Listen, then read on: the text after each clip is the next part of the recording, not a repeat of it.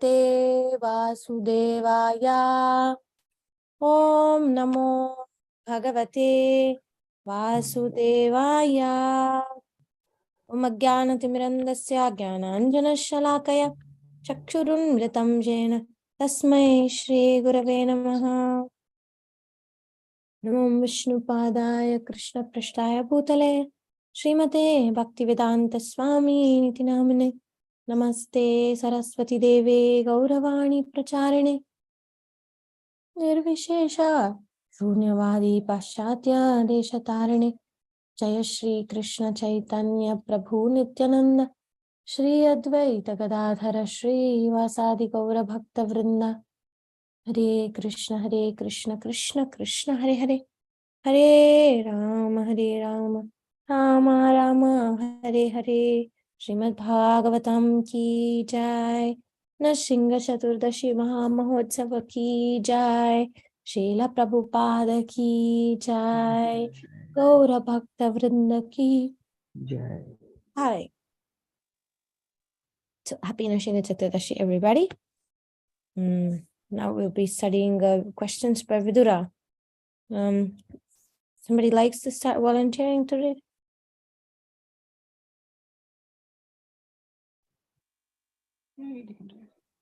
Questions by Vidura. In this chapter, we learn of the circumstances leading to Vidura leaving Hastinapura to go on pilgrimage and his meeting with Uddhava, Krishna's confidential servant in Dwarka. A herd of elephants splashed in the nearby river. They trumpeted from time to time as they drank the clear waters which sparkled in the rays of the rising moon. Parikshit sat perfectly upright, his feet resting upon his thighs. His throat was parched. When earlier that day he heard he had been cursed to die in 1 week, he vowed to fast from food and drink until his death. Feeling the chill of the night air, he wrapped his thin shawl tightly around his upper body and leaned forward to listen more intently. His spiritual master, the youthful Sukadeva, sat naked amid the many sages who had come to assist Parikshit during these 7 days. As with the other mystics, Sukadeva had fully controlled his senses and was impervious to bodily disturbance. My dear Parikshit, have answered many of your questions regarding creation.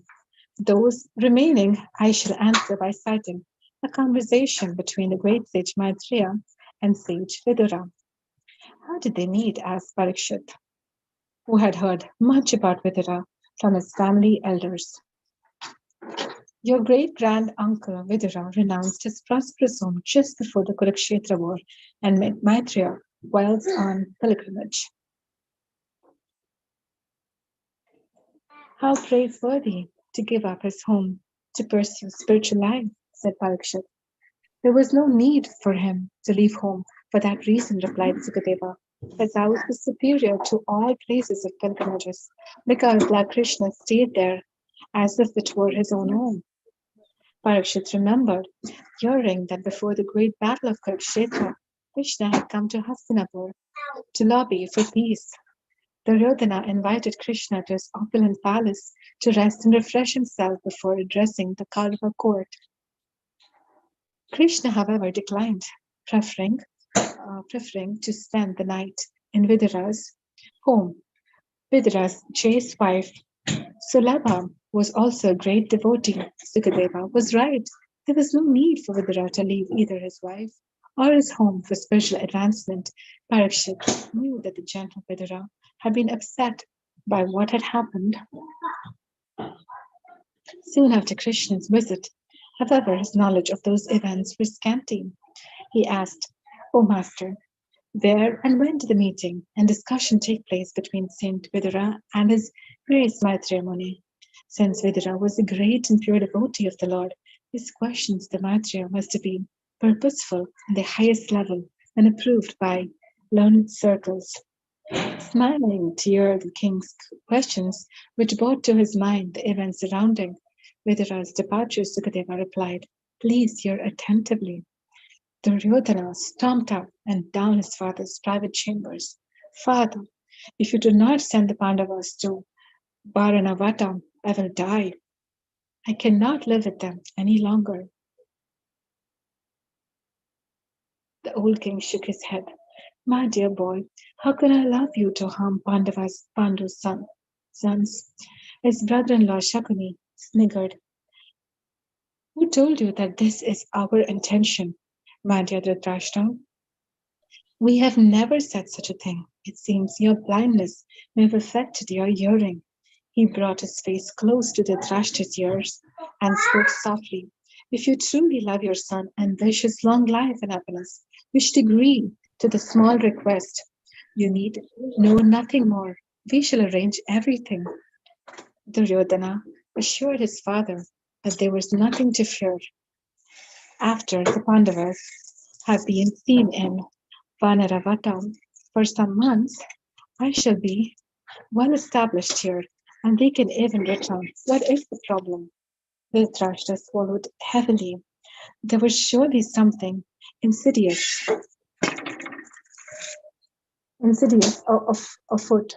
Duryodhana despised his cousins, who outshone him in every way, and whose claim to the throne was foremost. The blind king wrung his hands. He wanted to see his own son on the throne rather than the Pandavas, but he felt ashamed of such thoughts. His younger brother Pandu had shown him so much love and respect. Although departed, he lived on, and his 5 virtuous sons, who treated their uncle Dhritarashtra with the same affection and reverence as their father. Seeing his father's hesitancy, Duryodhana snorted. "Uncle Shakuni, give me your sword. It seems the king loves his nephews more than his own son. I shall end my life, for I can no longer bear to live in their shadow." Dhritarashtra frailed his hands. "No, my son, do not speak thus. No one is dearer to me than you. I shall do as you ask, but let us proceed cautiously." We can pause here. The mentality of envy, the mentality of deviousness, the mentality of weakness. In Duryodhana's case, he could not tolerate the triggers. Pandavas were triggering him. He was triggered because his insecurities were very, very deep in him. A secure king is not going to want his own cousins to be dead and gone to feel secure. A secure person is not going to depend on somebody else's death or disaster in order for them to feel peaceful. A secure person is not going to feel threatened by Pandava's strength. And also, obviously, a devotee of the Lord will never think of harming others, but if they are superior to them, the devotee will respect. If they are equal, they will make friendship. And if they are inferior, they will protect them. So Duryodhana had none of these qualities. For Duryodhana's insecurities were so huge. Sometimes our insecurities in our heart leads us to externally doing crazy things, stupid things, say stupid things. Because we are unable to manage our insecurities. We are unable to hand over our insecurities to Krishna. So just like Duryodhana, we try to quick fix, temporary fix. We want like shortcuts. So we want shortcuts to, in an attempt to cure, in quotes, cure our insecurity. But the only cure for insecurity is to hand it over to Krishna and ask Krishna to remove our character defects. Otherwise, the fate of Duryodhana awaits us too. And on the other hand, there is Dhritarashtra. Dhritarashtra is weak. See, detachment is a strength because when we are detached, we are able to be peaceful. When we are attached, then we are forced to do things that we don't like. And we get entangled. We get entangled in relationships, in decisions, and choices in life that we don't actually subscribe to, that goes against our value system. So attachment to Krishna and attachment to our own plans and comforts is essential for spiritual growth and development. And we can learn that from Kunti Devi's prayers, where she says, cut off all my material ties with the family members. Only the spiritual connection can be useful and uplifting. And any thoughts on this? Yeah, I really loved what you were saying, like how these insecurities have to be given to Krishna, and even in the teachings of like Prahlad Maharaj, just going through it, like how he's saying, this whole idea of I and mine, and this accepting this household life as everything. It's like what do you say? A person in a blind well, Andhakupa, he's telling this materialistic household life is like Andhakupa, and then you're accepting your body as yourself, this materialistic family life as everything. So if this is what you're doing, then we are in this blind well, and exactly how the Trashter was not only blind, spiritually also. And this feeling, it's just the same, it just applies so much in this case, that particular teaching. So I was like, wow, it's so true. And I love the way you said that. Yes, what else can we do? We just have to hand over our insecurities to Krishna. There's no other way to get over this. Unless we get the mercy of the Lord, only then can we get over these character defects, right? By ourselves, we can only endeavor so much. But that purity will come only when he reciprocates. And he ultimately takes that away and decorates us with those good qualities, those divine qualities. Yeah. Accepting that, the humility, the whole point of humility is to accept that I can't do it on my own, but Krishna can. And therefore I hand it over to Krishna. These are the kind of basic steps towards humility. I can't, Krishna can, and I want to hand it over to Krishna. Any of the three missing means the humility is not actually in action. As long as the kartaham iti manyate, as long as we think I'm the doer, and then we are entangled, and then we are taking all the consequences on our head. But then when we actually realize that nimitta matram, I'm only an instrument, actually Krishna, I want Krishna to do, he can do, then comes the real part of, because see, before we hand over, we need to be first of all aware of our anarthas a little bit. What I'm handing over, right? We need to know what I'm handing over. Am I handing over my lust? Am I handing over my anger? Am I handing over my insecurities? So like, for example, in Duryodhana's case, he didn't know what he was feeling. That's why getting in touch with feelings is very important. To understand what's the cause of our feeling, whatever it is, anger. Why am I angry? What causes me? Like Duryodhana was angry. He was angry, right? So if you actually look at it, why are you angry? I am angry because the Pandavas somehow or another flourish, and I'm angry about it, right? Why? Why are you angry about Pandava's success? Because it triggers my own insecurity. It makes me feel like a failure in front of them. See, we're coming closer to the truth now. And then you say the fourth column, the fourth question we can ask is, okay, so if you're getting triggered by them, so by ending them, how is that trigger going to go away? No, it's not a trigger is going to go away. They're going to go away. So yes, the problem is that they trigger me. That was Duryodhana's perspective. Anybody who triggers me and my insecurities should be gone. But imagine if the world is like that. Of course, the world is like that a little bit. Those who are in power, they fire people, they hurt people, they leave people, they take away people's rights. Anger and insecurity causes them. But the real reason is Duryodhana lacks that vulnerability. So he's trying to always compensate his insecurities with violence, with aggression. And we may try to cope with our anarthas with depression, suppression. That's in the mode of tamas. And Duryodhana was trying both tamas and rajas, like what he's saying here. I shall end my life, for I can bear to no longer live in their shadow. It's a typical tamaguna statement. And even this, right, total manipulation. It seems if you give me a sword, Mama Shakuni, it seems that the king loves his nephews more than his own son.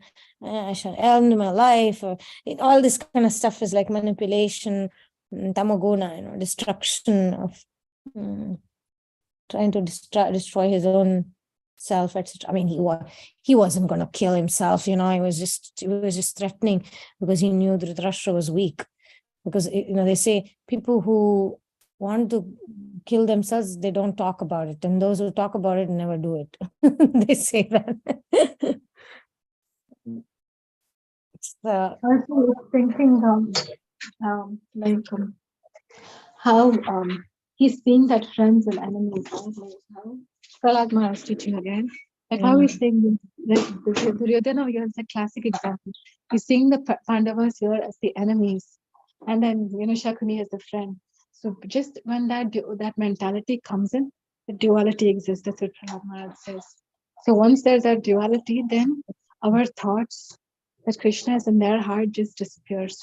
It's a very elevated thought, of vision to have like that.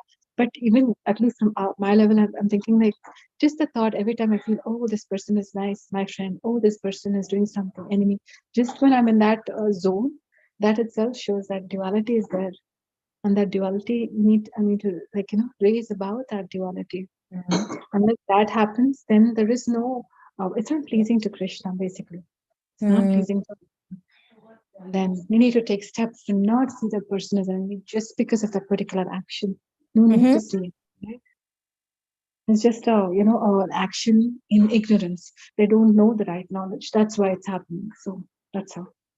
Beautiful. I'm thinking it's not easy to act on it all the time, but as you said, just becoming aware is like, oh my God, yeah, just becoming aware. I had this realization, and sometimes, the verse Guna Damat Anukroshan Gunadikan Mudam Lipsets, the Srimad Bhagavatam verse about discriminating who we associate with and how we deal with others is important. Bhagavatam doesn't say don't discriminate, see everyone equally. That is not our philosophy. Our philosophy is to learn to discriminate according to the qualification of people. We have certain mentalities and behaviors. So if we see somebody who is less than us, gunadhamat, in qualities, in their own advancement, if they are less than us, anukroshan means we show compassion. We become compassionate. And if somebody is superior, like in this case, actually, Duryodhana is looking at Pandavas and says, oh my God, they're superior. And then so he's trying to compensate with his own lack of self-worth by finding where he's superior. Oh, he's the king's son, an emperor's son. So he's trying to put Pandavas down with that, right? Now, sometimes we try to put others down in our mind, thinking they're not qualified, right?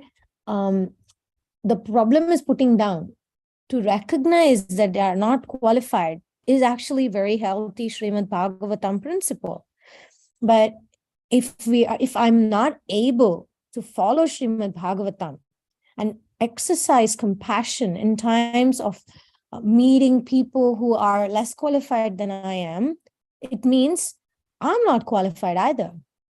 Because sometimes we are so busy trying to judge others, even get into the first part of discriminating people's qualifications, right? Which is okay. But if I do not do what Bhagavatam says, that if I don't develop compassion, if I don't develop respect and service towards those who are superior to me, then I am also not qualified.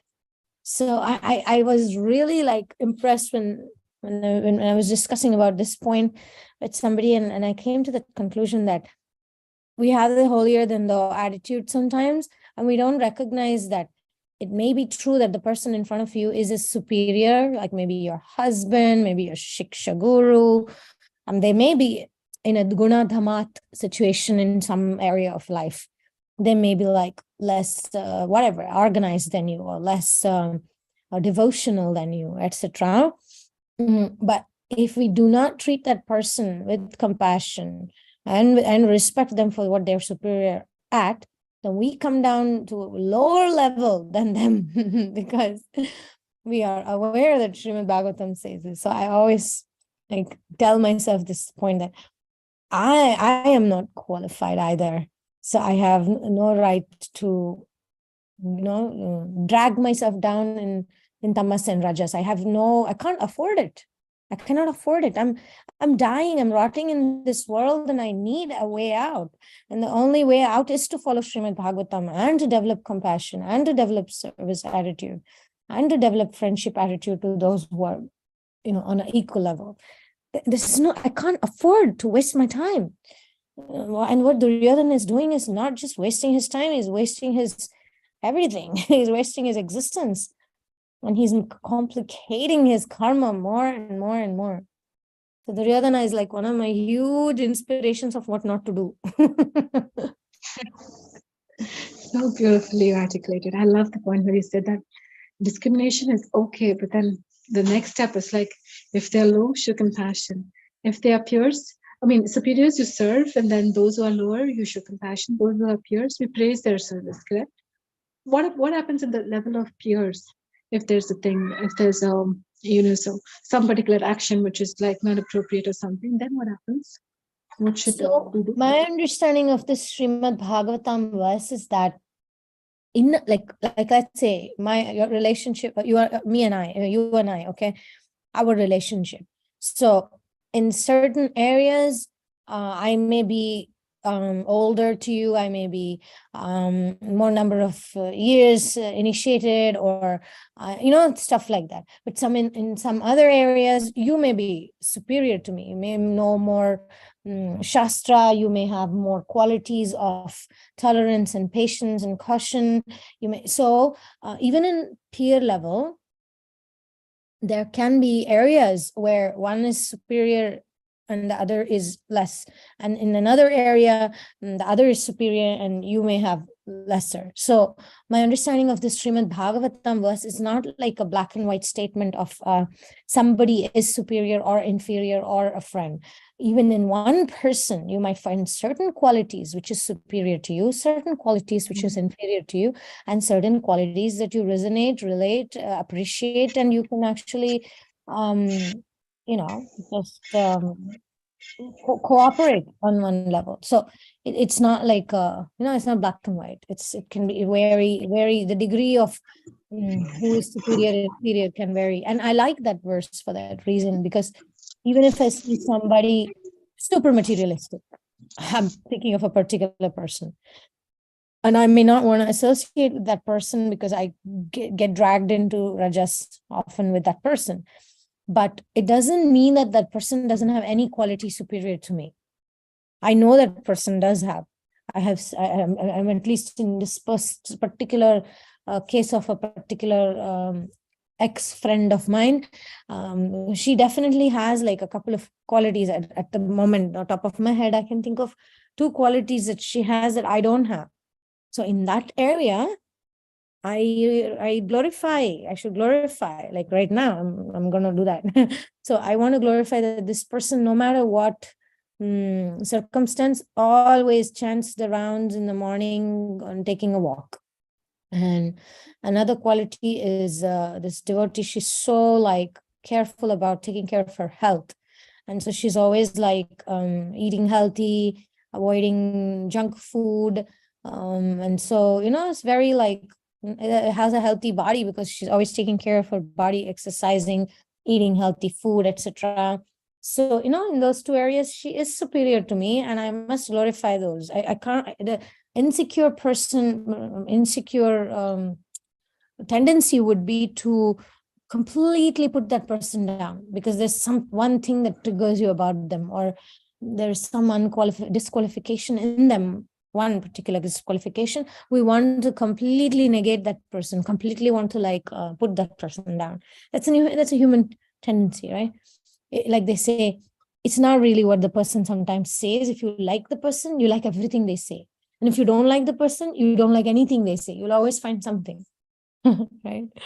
Wow, that is beautiful. Like, wow, you can apply the same words to every person like that, right? If you take it for the qualities. I was thinking it's the spiritual elevation like that, but then like your interpretation is like so beautiful. You can still see the good. There's so much of good in all the three categories, and we can try to get inspiration from that. And I even love the point when you said that when we ourselves are like what do you say, very we're secure in ourselves, we can actually what do you say, praise the other person's service or some whatever quality. If that if we cannot do that, right, that means there is a problem within ourselves, right? Absolutely. If we cannot do that, it means that we are not yet ready to hand over to Krishna. If we cannot acknowledge my faults, if I cannot discriminate in a sattva guna way, and it's humbling because we cannot be certain in this world. We cannot judge people based on, oh, this person appears like this, does this, and therefore they are elevated. Elevation is very much based again on the bhava. It's on the mood. It's not just because somebody gives a good class, it means they are elevated. It doesn't mean that somebody has been around longer and chanted longer years and knows verses. It doesn't mean they're elevated. The elevation has nothing to do with external qualification in Bhakti Yoga. It's so much about the bhava. It's so much about their relation to Krishna. Somebody might actually just sit there quietly. I remember one, Raghavendra Swami one time, when he was a poor brahmana, he went to I can't remember what exact puja it was, Krishna, some Srinivasa Kalyana or some peaceful puja it was. And he was chanting Agni Stotra while doing Chandan. By the way, Chandan Yatra, so it was a pastime. So he's doing this Chandan and he's chanting Agni Stotra. He was given that service to do the Chandan. And then the Chandan was given out to everybody, right? And then everybody was put with Chandan on their forehead. And everybody's body started burning. Started burning like crazy. And then everybody's like, what's happening? What's happening? What's happening? And then they figured out that Raghavendra Swami was actually doing this seva and he was chanting Agni Stotra. So the mood of this person was so powerful that Agni Dev immediately manifested even in Chandan and caused the burning to everybody. So he was not like one of the, in back then, he was not like one of the superiors. He was just a young guy there. Okay, do this Chandan thing. They gave it to him. He was not one of the main speakers. He was not one of the main priests or nothing. So again, elevation is about elevation of consciousness, right? And That's then so beautiful. That's so beautiful. And this bhava also cannot be understood, right? Just by seeing the person, it's impossible to understand. Even if they speak, also they say, right, a fool is discovered only when they speak. You can get to know that there's a fool like that.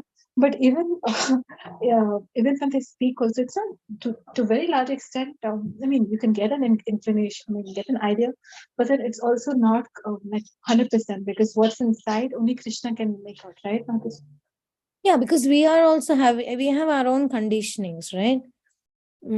Even if we are pure, then we'll be able to actually, even pure devotees always will see the good in others. That's another thing also. So we may see somebody, I mean, as an astrologer, I'm saying with certain people, you may have a good compatibility and you get a good feeling with that person. With somebody else, you may not have a good compatibility and you may just feel like, oh my God, their Mercury may be really messed up. And so the way they communicate may be so weird. But actually, if you look into their charts, you see actually they're really nice people, very wise, very intelligent, but then their Mercury is so messed up that the way they communicate is really not at all what they are. So all this kind of filters are there. Our own conditioning, like, some of us may appreciate somebody who is bold. Some of us may appreciate somebody who is humble. Somebody of us, like that. We all have our own conditioning. So we usually judge according to our lens, and we are not usually, who are we to know what Krishna is thinking? But for Krishna, he is able to see the bhava, right? Bhava grahitanandana. He is looking at, okay, what mood are the people approaching me? And so for him, it doesn't matter. Somebody's pretty, somebody's ugly, somebody did a perfect job, somebody did a crappy job, somebody did, it doesn't matter to him. It doesn't matter to him that Vidura's wife gave a banana peel instead of the banana. He accepted the mood behind that. So similarly, he's such an amazing Lord that even when Putana fed him poisonous milk, and he said, oh my God, she wanted to feed me milk. And then he gave her a position of a nurse in the spiritual world. That's our Krishna, And Srimad Bhagavatam is very unconventional. The other day, I don't know which class it was, some class it was, and then I was speaking about how in the Africa class, I was giving this class to the Africans, and they asked some question about contradiction, what to do if my guru tells me one thing and I feel to do another thing. So I was saying, like, Srimad Bhagavatam is full of contradictions. One side, it criticizes demoniac tendencies, demons are bad and demigods are good and everything. And then on another side, it gives the conclusion that Prahlad and Vritrasura are the greatest devotees, and they are demons in their bodily connection. So again, the only the only logical way to prove is that bhava, because Prahlad's mood was not of a demoniac mood. And then we have other demigods performing demoniac activities. So again, it's not about the external. And the same is applicable here for Duryodhana and Dhritarashtra. They were cousins, for God's sake. And his mentality was so demoniac. He wanted to kill everybody. He wanted to kill everybody in that lac house. He wanted to create. Even Kunti. Can you imagine that he wanted to kill the queen, the auntie, his auntie? It's crazy. It's just crazy. That's the level of degradation if we don't accept our faults and flaws and we blame others for our dissatisfaction. That's why I said I'm so inspired by Duryodhana, what to not to do. He was always blaming. Blame game, blame game, blame game. It's because of the Pandavas I'm not happy. When he sent them on an exile, he was still not happy. He was sending all these spies to go and look what they're doing in the forest, who got which benediction from which demigod. He was sleepless. He was in the forest, but he was sleepless. Pandavas were peacefully sleeping in the forest every night, and Duryodhana had no sleep whatsoever. So that's the state of, if we don't let go. In this context, I have to bring up about see the planet Saturn, no, in Vedic astrology. The virtues of Saturn are lame, lazy, dull-minded. And you may wonder, like, how is that a virtue? How can being dull-minded, being lazy, and being lame, how can that ever be a virtue? Parashara, in the book of planets and their virtues, he speaks about this. So my research, my teacher explained, etc., and this is my conclusion of all that text, because Parashara doesn't give much purports, So the purport is as follows: Saturn is that strength of our, like, call it army, meaning our life, our energy to do things, etc. And Saturn is that planet which lets go. For example, defecation is Saturn's duty. It lets us get rid of the waste in the body so we can take more nourishing food. And Saturn is that planet of not wasting your energy in the wrong place, letting go. Letting go is the planet of the Lord of letting go is Saturn. So what happens when we are not lazy in an argument that is not important for us? And if we are not going to be dull-minded in a situation like Duryodhana right now, he could just be dull-minded right now. He can just be lazy right now. He can just be lame right now and say, oh my God, it sucks that Pandavas are better than me. They're doing well off.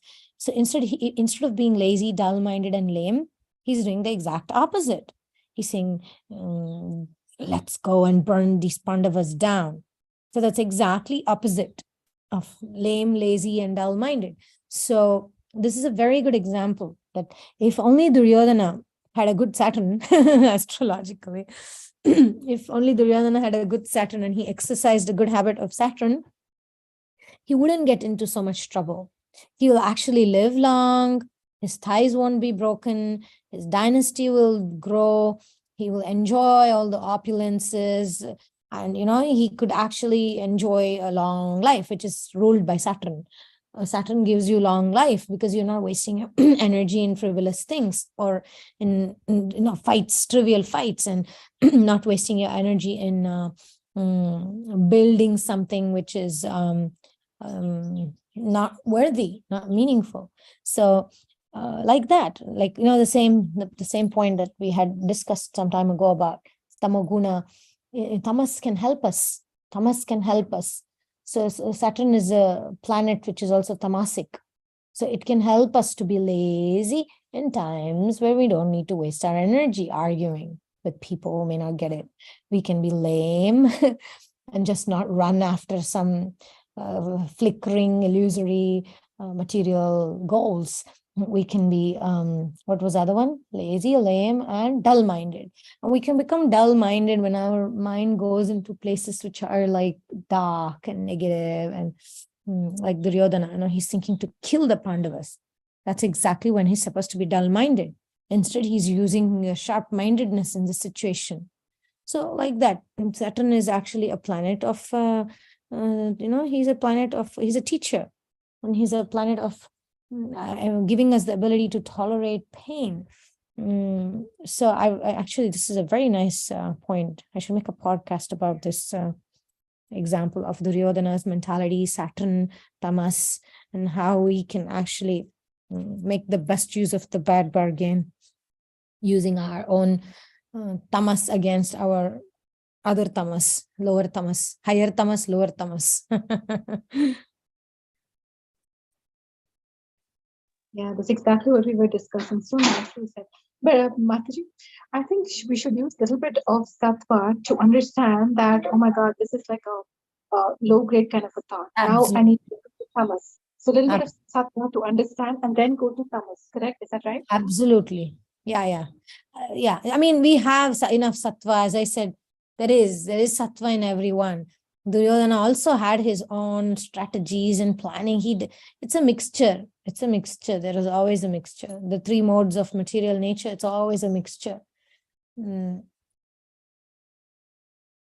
mean, usually when we think of tamas, we think of somebody lying in bed for days and not getting up, and packets of chips all around the person, and beer and cigarettes all around the room.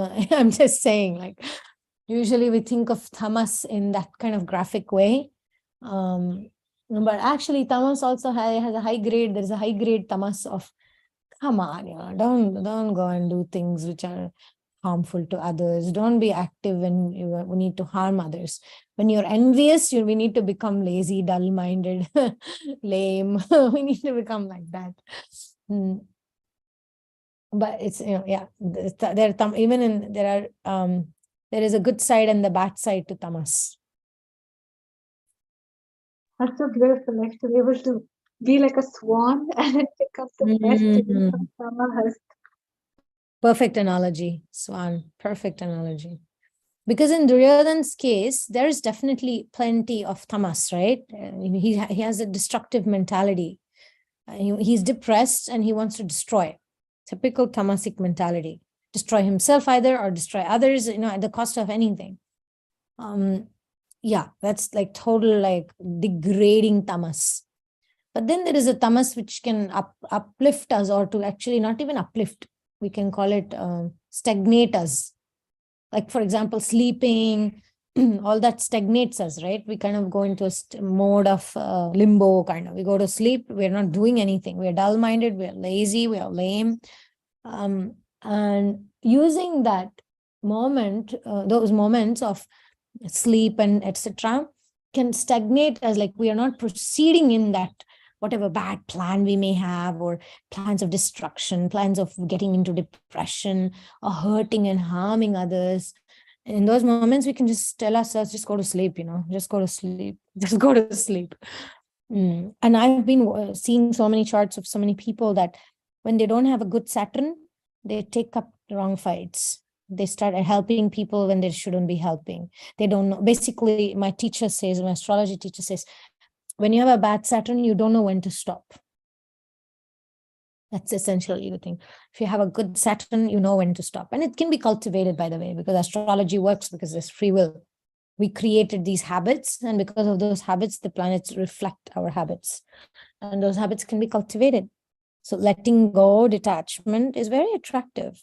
It's very attractive. When we run behind things and we hold on, look at Duryodhana, how pathetic he looks. For me, the most pathetic thing is when you remember when the Pandavas were in the forest and he wanted to take all his opulent, all the opulence to the forest, and he set up a camp like a vacation. He wanted to show off to the Pandavas.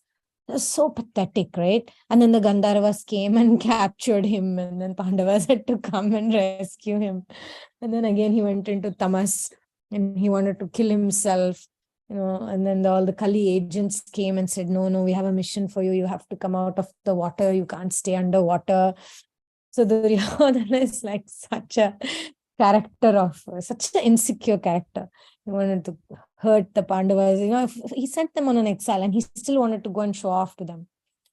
And then passion, right? And then passion led him to ignorance. Pathetic, right? So pathetic. So pathetic. Yeah, even I felt that was like one of the, especially when they're already suffering, showing off in front of them when they're suffering. That's like the lowest kind of behavior one can do, right? Childish, Yeah. immature, insecure. It's like, he doesn't have anything else to do.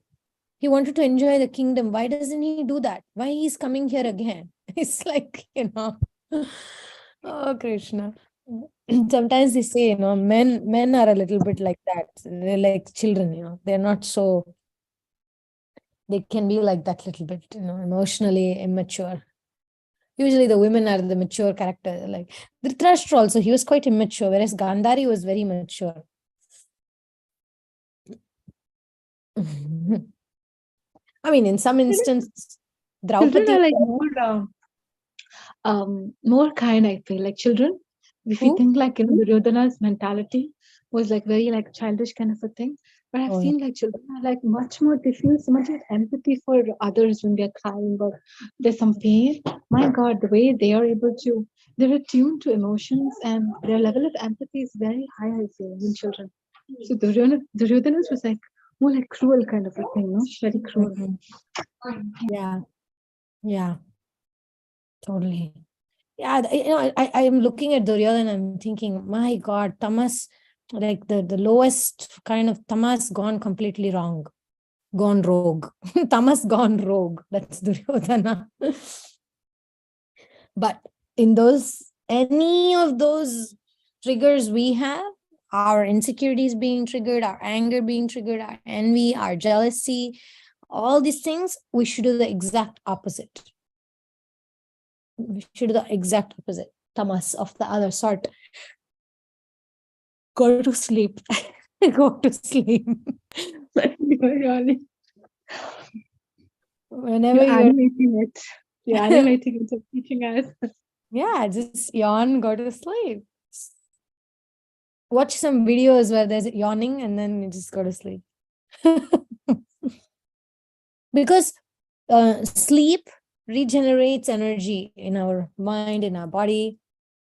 Sleep produces, not oversleep, obviously, again, that will become another unhealthy tamas.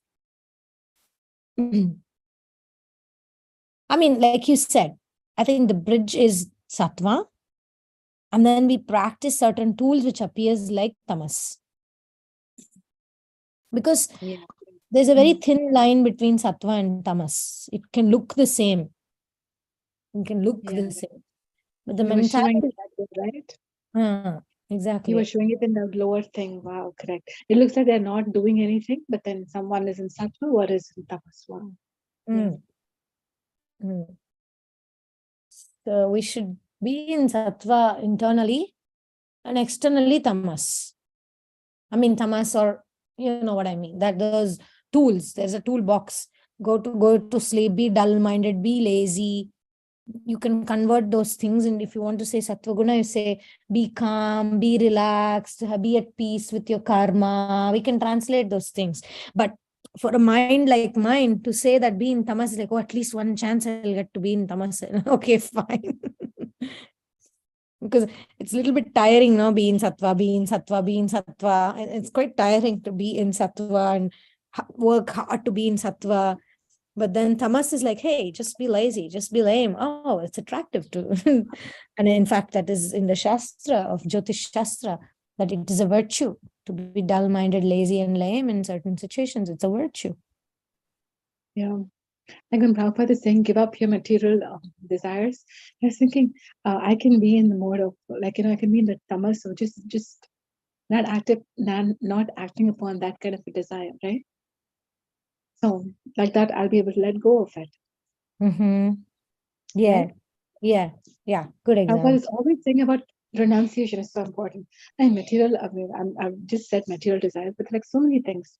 So everything of all those things which are unwanted, Prabhupada is saying, unless renunciation really comes in, it's not possible to think about Krishna. It's not possible to give our heart to Krishna. Like that, Prabhupada is saying. So I was just thinking the same thing that you're saying. That point just connects, right? Yeah, it does connect. Wow. Thank you. And then tomorrow Duryodhana is going to thank and kiss the hand of Dhritarashtra for allowing him to destroy everything. Oof. A nice example of what not to be. I like what you said. And Nrsimha's appearance day. Like Nrsimha takes away all those material desires from our heart. Exactly what Duryodhana has. I feel it should all be taken away by Lord's mercy. Yeah. I do this prayer every morning. Dear Lord Nrsimha, today I'm willing that you have all of me, the good and the bad. Please remove every single character defect that gets in the way of my service to you and your devotees. Please give me the strength to do your will. And I'm obviously imagining his Vajranakha, his diamond-like nails, removing all my anarthas. And then he's protecting me and giving me that strength to do his will. Very powerful. Okay, Vaishnavi. So see you tomorrow. And see you. Yeah. Taruni, for you, when is Nashinga Chaturdashi? Tomorrow? Yeah, tomorrow for us. Okay. Yeah. So happy Nashinga Chaturdashi. Deepti Yes. Sastali, today is your Nashinga Chaturdashi. So take care and let us pray to the Lord to gently remove all our anarthas. Gently with his diamond nails, let him gently remove. Because if he is too strong, then we will crash. If he removes all the anarthas at once, we'll be dead. So he'll gently, gradually remove it. I know. And wish you all a very wonderful Nrsimha Chaturdashi. Thank you. Jai. Nrsimha Bhagavan ki jai. Bhagwan ki jai. Shri Prabhupada ki jai. Gaura Bhakta ki jai. Bye. Madhurind ki jai. Hare Krishna. You're welcome.